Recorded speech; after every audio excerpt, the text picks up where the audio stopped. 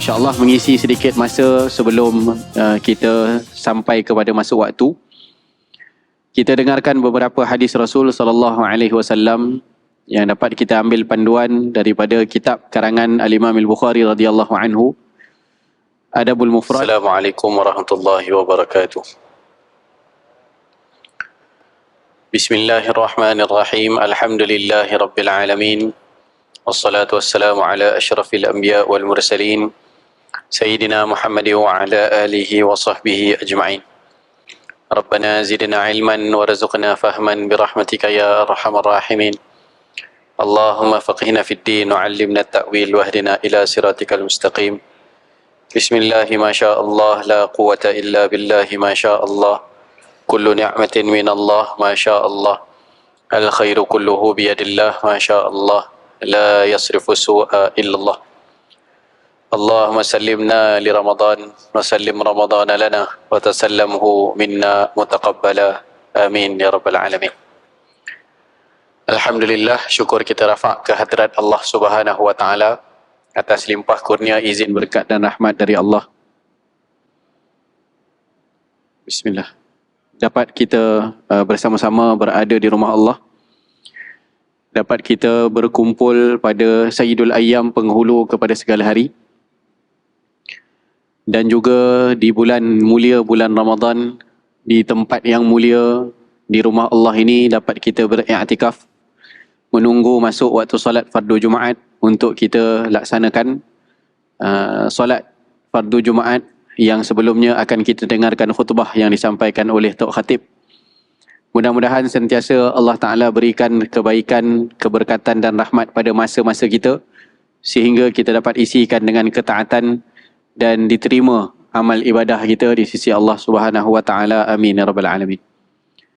InsyaAllah mengisi sedikit masa sebelum kita sampai kepada masa waktu. Kita dengarkan beberapa hadis Rasul SAW yang dapat kita ambil panduan daripada kitab karangan Al-Imam Al-Bukhari radhiyallahu anhu, Adabul Mufrad. Wa nafa'ana bihi wa bi'ulumihi wa ulumi masyayikhina fid daraini. Amin ya rabbal alamin. Bab yang ke-87, Babu Al-Khadimi Yudhnib. Bab pada menyatakan khadim ataupun hamba yang berdosa. Wabihi ilahi qala hadathana Ahmad ibn Muhammad qala hadathana Dawud ibn Abdul Rahman qala sami'tu Ismail an Asim ibn Laqit ibn Sabirah an abihi qala intahaitu ila an-nabi sallallahu alaihi wasallam wa dafa'a ar-ra'i fil murahi sakhlatan faqala an-nabiy sallallahu alaihi wasallam la tahsibanna wa lam yaqul la tahsabanna inna lana ghanaman mi'atan la nuridu an tazida fa idza jaa ar-ra'i bi sakhlatin dhabahna makanaha shatan fa kana fima qala la tadrib ضعينتك ضربك أمتك وإذا استنشقت فبالغ إلا أن تكون صائما. Daripada Asim ibnu Laqit ibnu Sabirah, daripada bapanya, dia telah berkata, aku telah menemui Nabi SAW dan ada pengembala yang mengembala seekor anak kambing ke kandang. Lalu Nabi SAW bersabda, jangan engkau menghitung. Nabi SAW tidak berkata, jangan engkau mengira atau mengandai. Sesungguhnya kita mempunyai 100 kambing dan kami tidak menginginkan agar bertambah. Maka apabila telah datang pengembala dengan anak kambing, maka kita sembelih seekor kambing sebagai gantinya. Maka antara yang Nabi SAW sabdakan di dalamnya, jangan engkau pukul isterimu seperti engkau pukul hamba perempuanmu. Dan jika engkau beristinsyak, maka lebihkanlah, melainkan jika engkau sedang berpuasa. Baik. Sebenarnya hadis ini asalnya panjang. Riwayat Bukhari, Al-Imam Al-Bukhari radhiyallahu anhu memotongnya bagi mengambil syawahid untuk kenakan dengan tajuk bab. Hadis asalnya adalah panjang. Ya, dalam riwayat Abu Daud lebih panjang dan lebih detail lah. ya, kisahnya. Sebab tu kita baca tadi rasa macam tak apa faham. Cerita apa, ada orang datang, ya, Laqid ibn Sabirah ni datang kepada Nabi SAW, dan beliau adalah sebahagian daripada tetamu ataupun rombongan lah, ya, wafdun yang datang daripada luar ataupun datang daripada jauh untuk jumpa dengan Nabi SAW untuk belajar sesuatu, ya, atau minta nasihat, ya, sesuatu daripada baginda SAW. Itu biasalah, ya, pada zaman Nabi, Masjid Nabawi itu sering dikunjungi oleh para sahabat, ya, baik orang yang baru masuk Islam ataupun sudah lama masuk Islam, ya, ataupun dah lama masuk Islam tapi belum sempat jumpa dengan Nabi SAW. Sampai satu ketika mereka ada kesempatan untuk bertemu Nabi, maka mereka akan hadir, ya, ke Masjid Nabawi untuk jumpa dengan Nabi dan duduk sekitar beberapa ketika untuk belajar dengan Nabi SAW. Jadi Laqid ibn Sabirah ni salah seorang lah, ya, daripada rombongan itu, yang ketika mana mereka datang ke rumah Nabi, Nabi waktu tu tak ada kat rumah, ya, jadi keluarga Nabi menjamu mereka dengan sedikit buah-buahan lah, ya, jamu dengan kurma, sementara tunggu Nabi SAW balik. Jadi bila Nabi SAW balik, kebetulan serentak datang bersama-sama dengan baginda adalah pengembala, yakni orang yang jaga kambing-kambing Nabi SAW. Nabi balik, pengembala pun balik juga, ya. Dan Nabi SAW minta untuk pengembala ni bela kambing ni dengan jumlah yang fix. Maksudnya jumlahnya 100 ekor. Jadi kalau lebih saja daripada 100, akan ambil seekor, sembelih. Jumlah yang fix, maknanya bila beranak pinak kambing tu nak dibela dengan jumlah yang fix 100. Ya, jadi pengembala ni dia amanahnya itulah.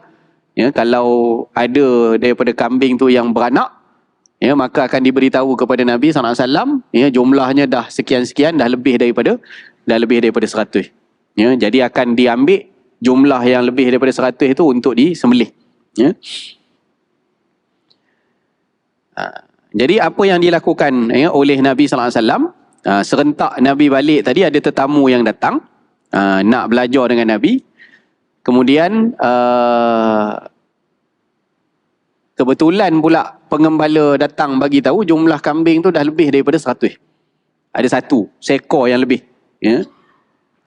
Jadi Nabi pun keluarkanlah, maknanya tarik kambing yang seekor tadi tu disembelih lalu dijamu kepada tetamu-tetamu yang datang, ya. Jadi itu kisah dia lah, panjang dalam riwayat Abi Daud, ya, dia ceritakan panjang, ya. Kebetulan ada kambing lebih, kebetulan pula masa tu ada tetamu. Jadi kambing tu pun Nabi keluarkan, ambil, ya, dan Nabi sembelih. Kemudian Nabi SAW mengatakan bahawa jangan engkau mengira. Maksudnya apa tu? Maksudnya Nabi SAW memahami keadaan tetamu dan tetamu juga menghormati, ya, keadaan tuan rumah. Ini Masya Allah. Ya, dalam hadis ini banyak yang kita boleh ambil.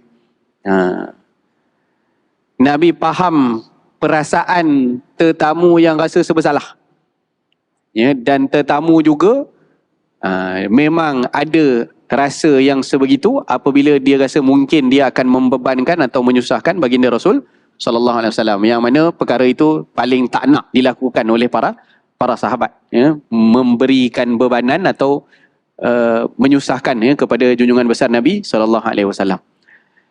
Jadi Nabi sebut la tahsibanna, jangan kamu mengira.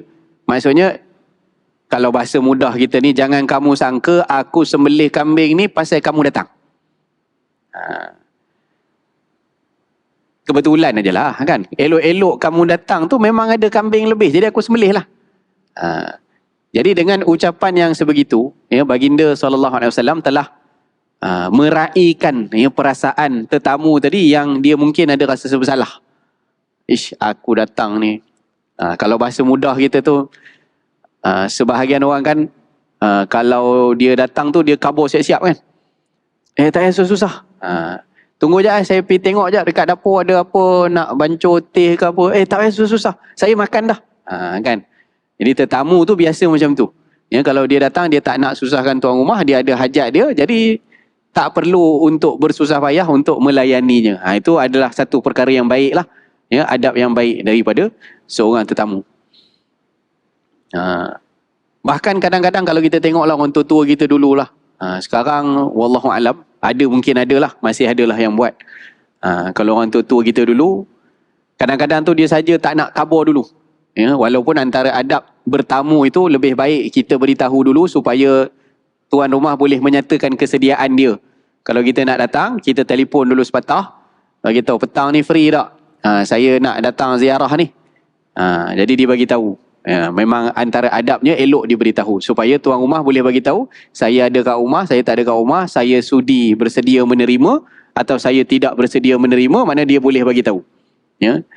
Tapi ada sebahagian orang tua dulu dia saja. Dia tak nak bagi tahu kehadiran mereka kerana beberapa sebab. Yang pertama, kalau bagi tahu nanti mesti tuan rumah siapkan juga. Dia mesti nak menyusahkan diri dia juga untuk dia sambut. Sebab kita dah bagi tahu kita nak datang. Jadi dia tak nak itu, maka dia tak bagi tahu. Yang kedua, sebahagian daripada salafus saleh mereka buat perbuatan ini. Datang tak bagi tahu. Supaya apa? Supaya mereka dapat laksanakan sunnah baginda Rasul SAW. Kalau datang disambut, maknanya tetamu ataupun tuan rumah terima tetamu, jadi itu bertamu tu kan satu sunnah. Ya, satu sunnah yang baik, merapatkan ukhuwah. Maka mereka dapat laksanakan sunnah apabila mereka datang berziarah dan tuan rumah terima. Ya, jadi tetamu. Manakala apabila mereka datang dan tidak ada orang di rumah, mereka juga dapat melaksanakan hadis Nabi SAW. Ya, sunnah Nabi. Iaitu apa? Kalau kamu datang bertamu ke rumah orang, ya, kamu ketuk ataupun bagi salam 3 kali dan tidak ada orang yang menyahut salammu, maka pulanglah. Kan Nabi sebut macam tu kan? Dalam hadis. Bagi salam 3 kali, tak ada orang menyahut, tak ada orang jawab. Sama ada dia tak jawab tu, dia memang tak ada di rumah, ataupun memang dia tak bersedia untuk terima kita sebagai tamu. Ya, dia ada je dalam rumah, dia jawab dalam hati. Ya, tengok daripada celah tirai, alamak, datang nak minta utang lah ni kot. Kan, tengok muka macam suspicious saja. Jadi dia tak nak jawab, dia tak bersedia nak terima. Tuan rumah ada hak. Ya, tuan rumah ada hak. Dia boleh untuk tidak menerima. Kalau bagi salam pun dia jawab tanpa didengari oleh orang yang bagi salam lah. Tapi orang yang datang tadi, bila 3 kali dia bagi salam, Nabi kata, maknanya balik lah. Jadi bila dia lakukan sebegitu, maknanya dia dah bagi salam 3 kali, tak ada orang nak terima dia sebagai tetamu, maka dia pulang. Maka dia telah melaksanakan bahagian daripada hadis Rasul SAW. Jadi sama ada bertamu atau tidak bertamu, kedua-duanya dapat laksanakan sunnah Nabi SAW. Baik. Jadi itu sebahagian orang tua dulu, dia tak nak bagi tahu. Ya. Dan sebahagian lagi yang lagi rare lah, saya rasa. Kadang-kadang tu dia datang, tak bagi tahu satu hal lah. Dia datang bertamu itu, dia bawa makanan siap-siap. Dia bawa makanan siap-siap. Supaya apa? Tujuan dia tadi tu, tak nak menyusahkan tuan rumah. Jadi bila datang, dia pun bawa bekalnya, ada lauknya, ada makanannya. Jadi tak payah susah-susah nak siapkan, semua ada. Bawa keluar cawan je. Ni airnya pun saya dah belikan 3 bungkus. Nasinya pun ada, pizza pun ada ni, boleh makan budak-budak ada ni. Murtabak pun ada, murtabak ayam, murtabak daging. Tengah-tengah hari makanan pula banyak keluar. Disiapkan siap-siap, mari kita makan sama-sama. Jadi tuan rumah tadi tinggal buka hidang sajalah. Ya, buka hidang saja, makanan dibawa siap oleh tetamu. Ini pun adalah satu akhlak yang baik juga. Ya, boleh dilakukan. Sebahagiannya dengan cara kita boleh beri kepada tuan rumah. Biasanya itu dalam bentuk buah tangan lah. Ya, kita bawa buah tangan, tak payah suruh dia hidang. Kan? Maknanya yang ini untuk keluarga awak ni. Saya datang ni bertamu sekejap je, tak payah siapkan apa-apa air. Saya dah ada urusan ni sekejap, nak ambil barangnya tu saya nak balik. Jadi bagi yang itu sebagai buah tangan, maknanya kita bagi pada tuan rumah. Dia lah, anak beranak dia lah makan. Dan boleh juga dengan cara, maknanya diminta hidang. Kita bawa makanan tadi, ya, mari kita makan sama-sama lah. Awak tak payah susah-susah siap. Awak bawa keluar pinggan dengan cawan je daripada dapur. Jadi makanannya semua saya dah bawa. Kita boleh makan sama-sama. Itu juga adalah bahagian daripada kebaikan yang dalam bertamu. Okey. Jadi Nabi SAW kata apa? Jangan la tahsibanna, jangan kamu sangka ataupun jangan kamu kira yang aku sembelih kambing ni sebab kamu. Jadi Nabi hilangkan perasaan serba salah daripada hati tamu yang datang tadi sampai sembelih kambing ni kan untuk kita. Bagi makan sikit-sikit dah lah. Sampai sembelih kambing ni takut Nabi terbeban.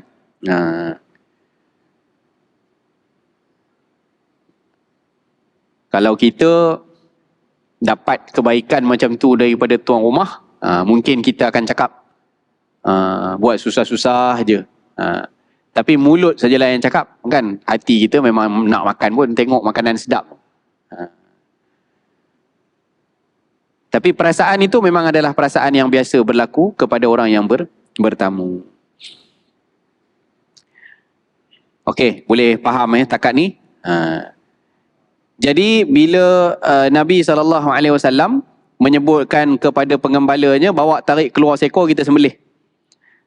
Kemudian disebutkan maka antara yang Nabi SAW sabdakan. Saya sebut tadi hadisnya panjang. Sebab sahabat-sahabat ni bila mereka datang ngaji dengan Nabi, macam-macam benda Nabi ajar. Cuma sebab Imam Bukhari bawa keluar sebahagian yang kena-mengena dengan tajuk, maka hadis tu dipotong. Sebenarnya hadisnya jauh lebih panjang. Sebab itu hanya disebutkan fakana fima qala, adalah antara beberapa perkara yang disebut oleh Nabi. Dia ambil yang berkaitan sajalah.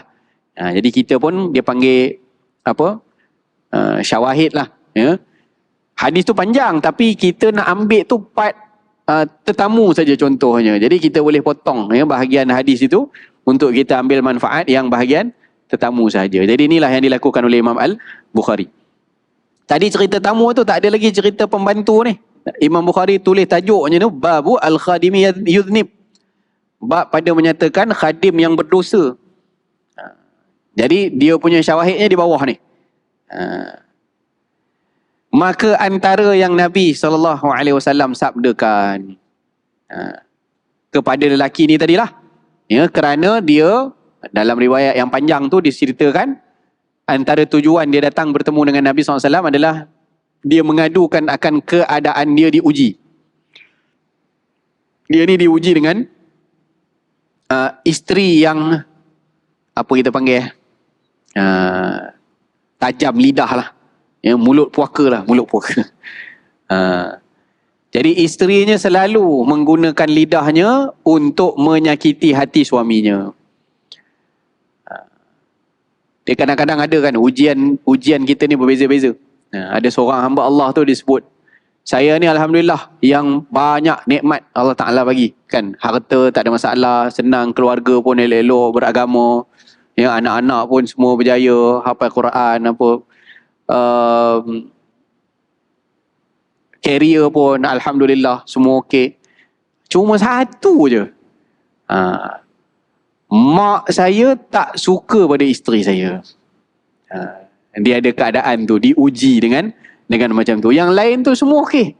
Tapi pada perihal itu, dia sentiasa duduk dalam dilema. Ni mak mak kena jaga hati. Isteri kena jaga hati juga. Kan? Ketaatan pada mak satu benda. Urusan tanggungjawab suami kepada isteri satu benda. Jadi ujian orang ni dia lain-lain. Lain-lain. Ada orang diuji pada harta, pada kesusahan dalam kesempitan rezekinya. Ada orang diuji pada careernya. Ada orang diuji pada ahlinya, pada isterinya. Ada orang diuji pada anak-anaknya. Jadi bermacam jenis ujian lah. Jadi sahabat ni nak ceritanya, dia datang mengadu ke Nabi SAW tentang isterinya. Tapi kalau nak diceraikan pun dia sayang. Isterinya bukan, yang lain tak ada masalah. Mulut je tak tahan. Mulut aja yang tak boleh tahan. Jadi ini antara yang dinasihati oleh Nabi SAW kepada sahabat ni tadi. Nabi kata, jangan engkau memukul isterimu seperti engkau memukul hamba perempuanmu.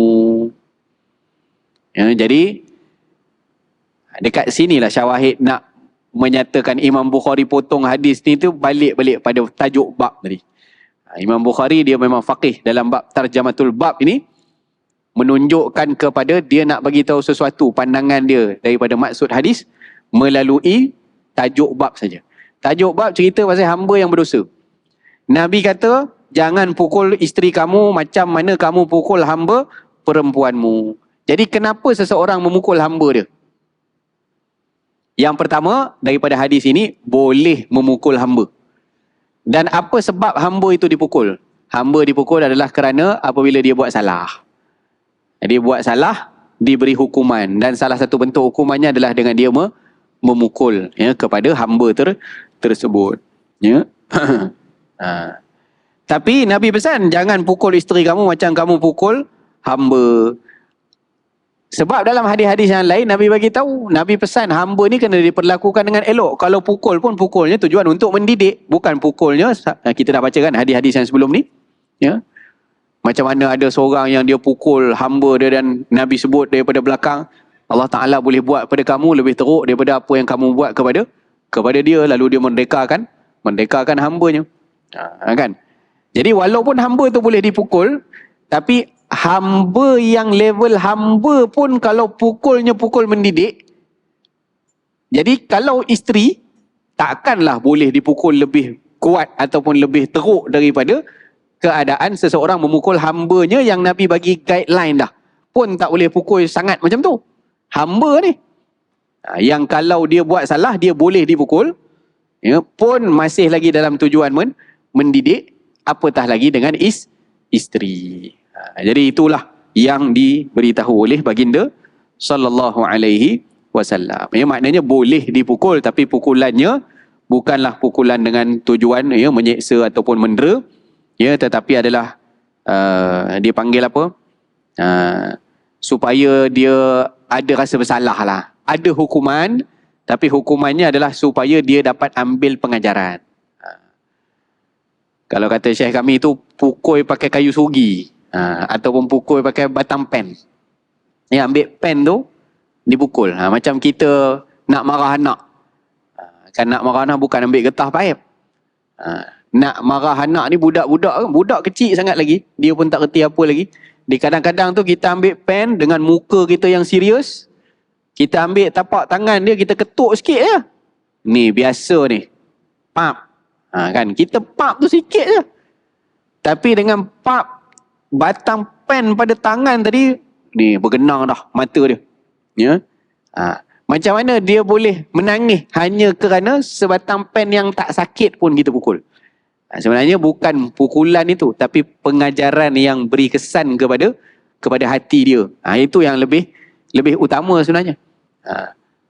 Ada orang dipukul lah macam mana pun dengan batang paip ke dengan apa ke, tapi tak kesan pun dalam hati dia. Lalu dia tidak ambil pengajaran pun daripada apa kesalahan yang dia lakukan. Dan di situ kita tahu bahawa setiap kesalahan itu apabila diberikan dengan hukuman, maka tujuan dia adalah untuk ambil pengajaran sebenarnya. Supaya dia tidak lagi melakukan kepada kesalahan-kesalahan itu. Jadi inilah yang disebut oleh junjungan besar Nabi kita sallallahu alaihi wasallam.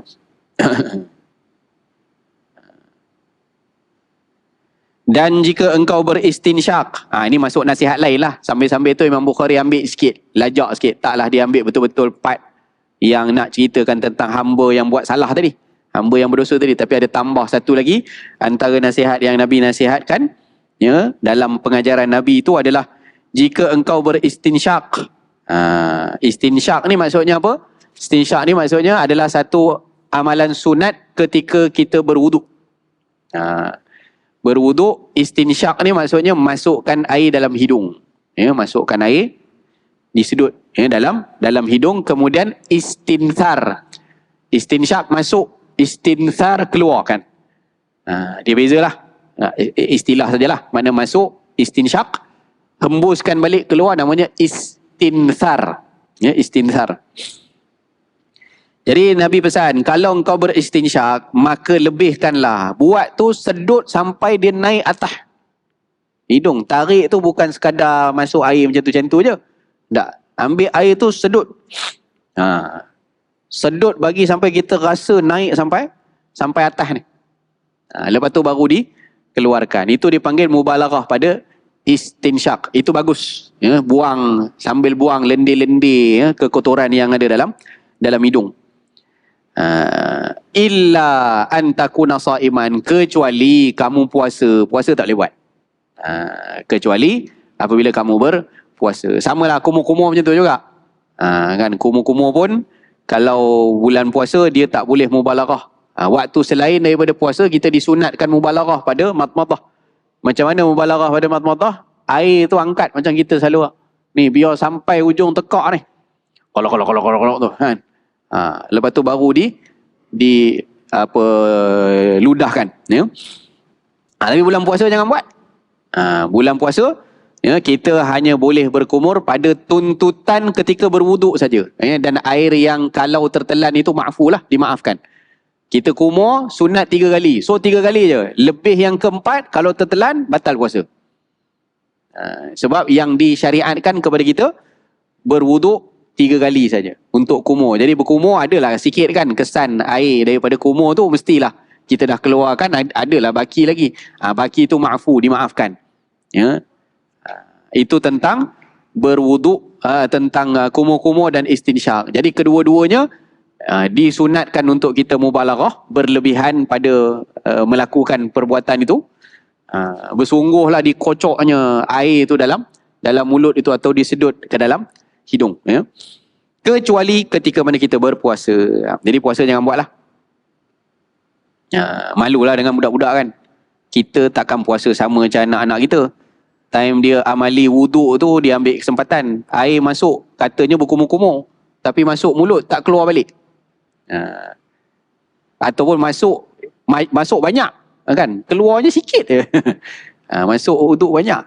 Rupanya ambil kesempatan minum. Nak minum terang-terang depan orang, malu, khabar tak puasa kan.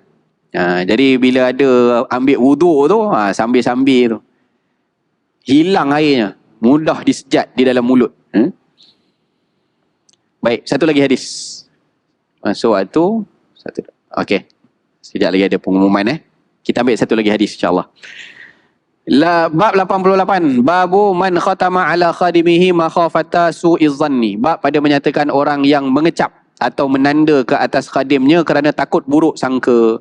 Wa bihi ilahi qala haddatsana Bishr ibnu Muhammadin qala akhbarana Abdullah qala akhbarana Abu Khaldah an Abil Aliyah qala kunna nu'maru an nakhtima 'ala al-khadim wa nakila wa na'uddaha karahiyata an yata'awwadu khuluqa su'in au yazunna ahaduna dhanna su'. Daripada Abu Aliyah, dia telah berkata, Abu Aliyah ni tabi'in ataupun lebih tepat lagi mukhadram. Mukhadram ni adalah tabi'in yang dia tak sempat jumpa Nabi SAW, tapi sebenarnya dia dah Islam di zaman Nabi SAW. Cuma dia tak dan jumpa Nabi. Jadi nak kata dia sahabat, dia tak tengok Nabi. Sebab syarat nak digelar sebagai sahabat, dia kena pernah lihat walaupun sekali duduk bersama dengan Nabi SAW. Dia tak sempat jumpa Nabi waktu hidupnya Nabi. Tapi dia sudah Islam pada zamannya baginda SAW. Jadi ini tabi'in level tinggi lah. Ya, 2 alam dia panggil. Dia duduk tengah-tengah antara tabi'in dengan sahabat. Ya, mukhadram. Jadi kata Abu Aliyah, adalah kami telah diperintahkan untuk memberi tanda ke atas khadim, menimbang dan menghitungnya kerana tidak suka bahawa terbiasa mereka itu berkelakuan buruk atau seorang antara kami yang bersangka buruk. Baik. Jadi kalau tabi'in yang dia kata umir tu ataupun kunna nu'mar, maknanya yang perintah tu sahabat. Kami diperintahkan maknanya diberi panduan oleh sahabat. Kalau sahabat yang kata umir tu ataupun nu'mar, kami diperintahkan, maknanya yang perintahkan adalah Nabi SAW. Dan kalau Nabi yang kata umir tu, maka yang memerintahkan itu adalah Allah Subhanahu wa ta'ala. Ya.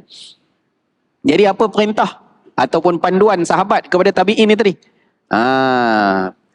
Mereka memberi panduan untuk berurusan dengan hamba atau pekerja ni tadi, khadim, bagi tanda, timbang balik, kira balik.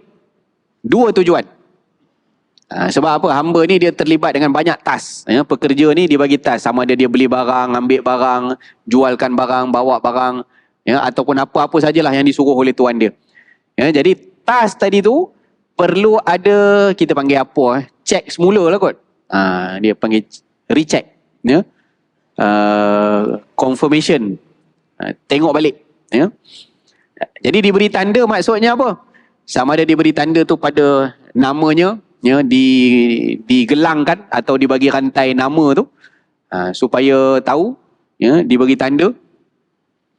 Ataupun barang-barang yang dibeli. Kalau macam kita hari ni ada list tu, buying list tu ataupun to do list.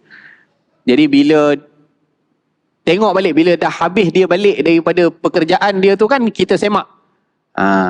Katalah suruh beli barang dekat pasar kan, ayam, daging, ikan apa semua tu.